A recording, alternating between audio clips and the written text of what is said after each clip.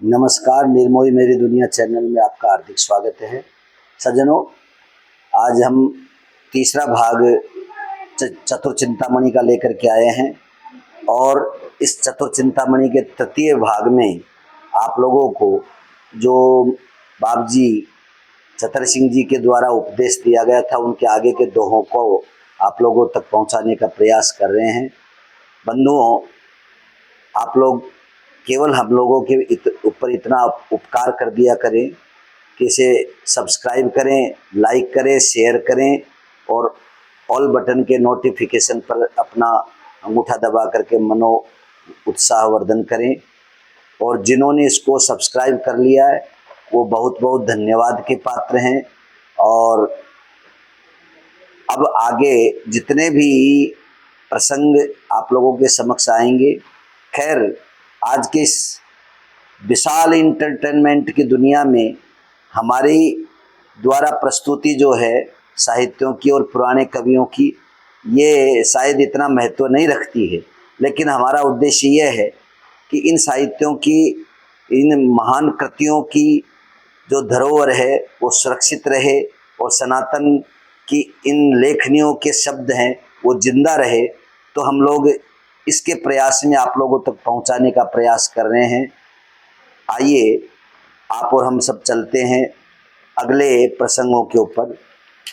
तो आपने अब तक जो सुना उसके बाद आगे उन्होंने लिखना प्रारंभ किया बाबूजी ने।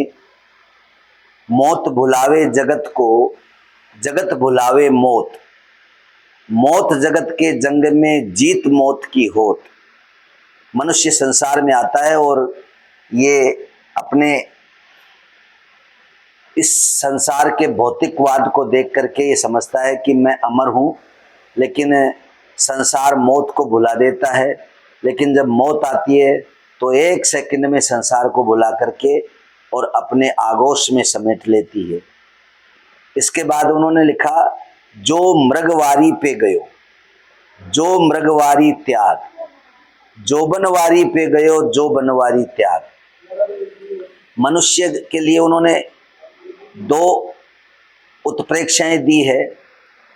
पहली उत्प्रेक्षा में मृगवारी यानी मृग मरीचिका जो हम लोग देखते हैं, तो उस मृग मरीचिका को देख करके मनुष्य यानी इस संसार की भौतिक सुखों की चमक दमक को देख करके और वो अपनी वास्तविकता को त्याग देता है। इसके बाद उन्होंने लिखा है जो बनवारी। इसमें अलग विराम का ही खेल है। जो बनवारी अगर अपन एक साथ बोल देते हैं तो जो बनवारी का होता है एक सुंदर सी स्त्री, और जो के बीच में अलग विराम लगा करके और आगे पढ़ते हैं तो उसमें नाम पढ़ने में आता है जो बनवारी।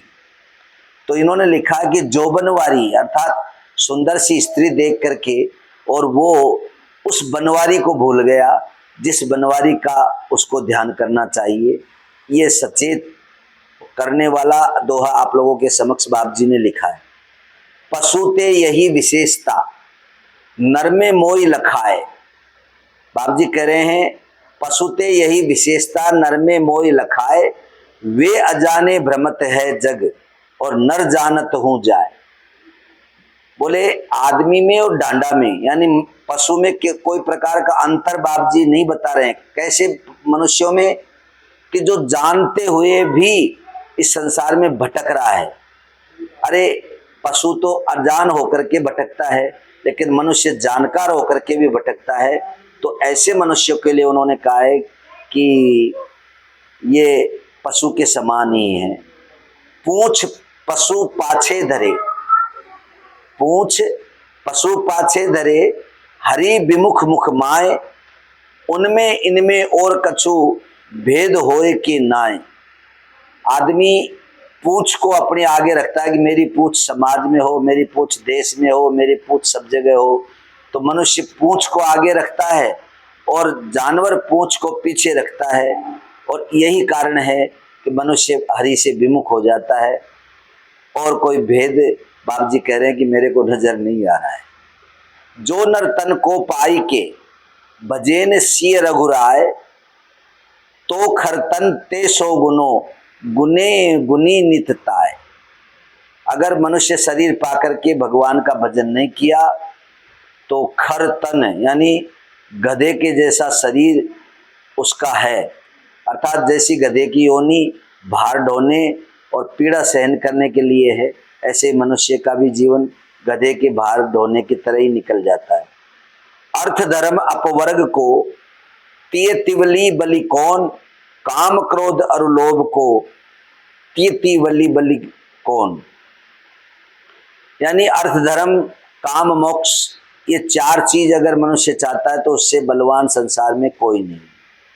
और काम क्रोध अगर वो उधर उसका ध्यान चला गया तो काम क्रोध लोभ मोह इन चारों से बड़ा इस दुनिया में मनुष्य को कुमार्ग पे ले जाना कोई नहीं है।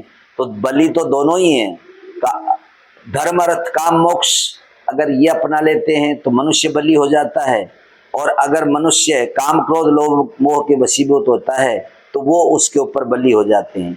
अर्थ धर्म साधन बिनान पूरी है, साधन बिनान पूरी है, कबहू मन की साध, वाद न जन्म बितावरे राधावर अपराध।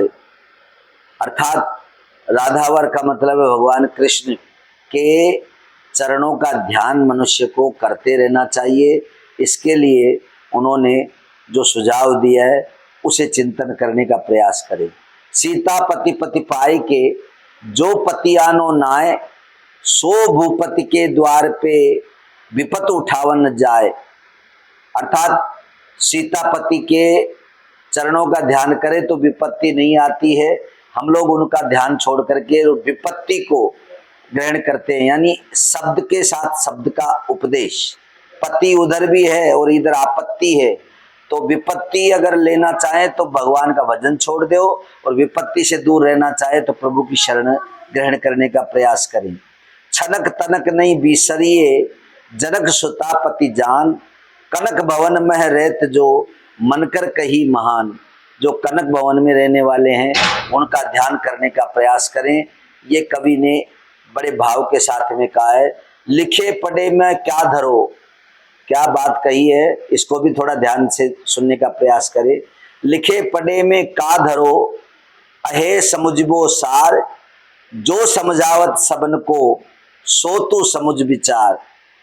बोले लिखने में पढ़ने में डिग्रियां लेने में और संसारिक जो भौतिकवाद की पढ़ाइयां हैं उसको पढ़ने में क्या रखा है। अरे जो साहित्य शास्त्र और धर्म सिखाता है उसको भी थोड़ा पढ़ने का प्रयास करें तो जीवन सफल हो जाएगा। इन्हीं शब्दों के साथ अपनी वाणी को विराम देते हैं और पुनः प्रार्थना करते हैं कि चैनल के इस व्यवस्था को आप लोग करते रहें, यानी सब्सक्राइब करते रहें, शेयर करते रहें, लाइक करते रहें। इन्हीं शब्दों के साथ अपनी वाणी को विराम। जय श्री राम।